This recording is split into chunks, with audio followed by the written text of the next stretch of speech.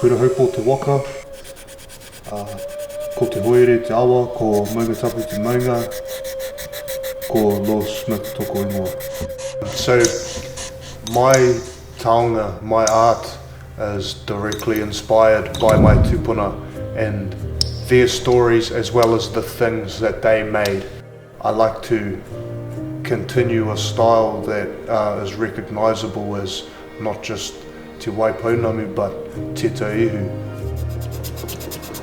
So our tūpuna originally used the serpentine from Te Rohi Pākoi, and later as our art evolved we moved on to using pounamu. Pounamu was also easier to work into ornaments.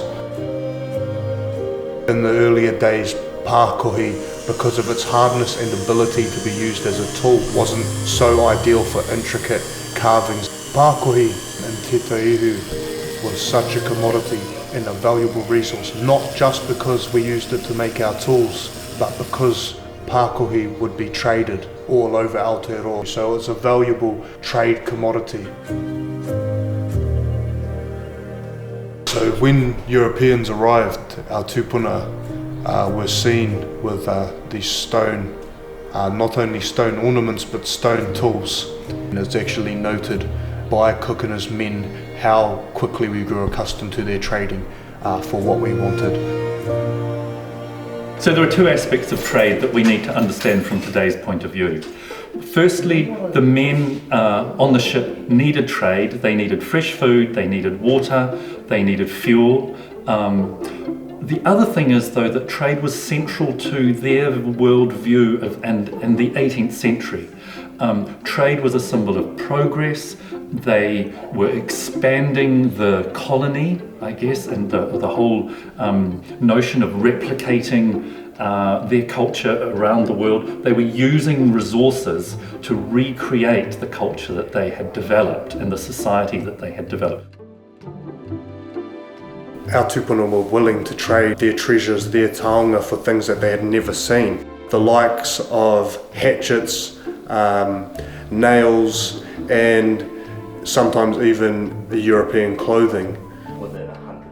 So one of the things that everybody hears about is that New Zealand was traded for glass beads, and here is an example of one which probably did trade for food, probably not land. The things that Maori had to trade were their general everyday tools.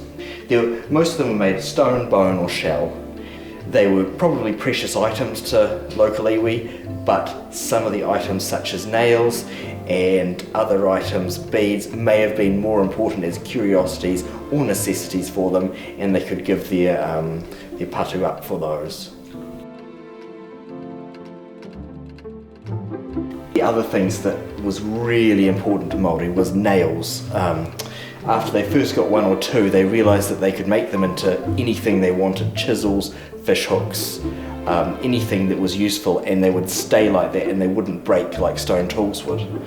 So these ones here showed how clever they were at adapting European objects to their own technology, and they created bronze fish hooks in Māori shapes. You can still see the barbs on it and the lashing point, and it's very, very similar in style to a pre-European Māori hook, a bone one or a wooden one. So the thing about artifacts is that they have long lives, and they have longer lives than human beings. They are a physical reminder of the questions that we want to answer. They can't speak, but they challenge us not to just come up with convenient answers, but to think about who made them. What was that context in the day when they were constructed? So trade was absolutely essential. It was seen as a sign of progress and the way forward, really.